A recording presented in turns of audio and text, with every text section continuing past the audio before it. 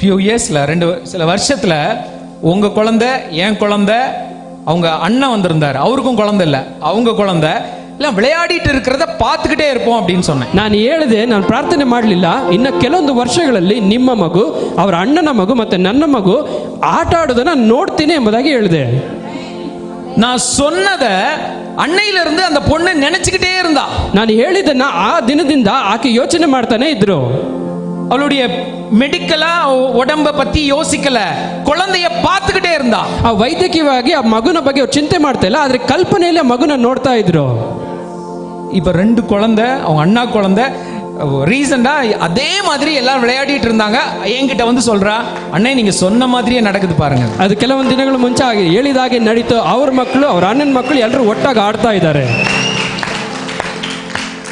See, no prayer, nothing. ಇಲ್ಲಿ ಪ್ರಾರ್ಥನೆ ಇಲ್ಲ.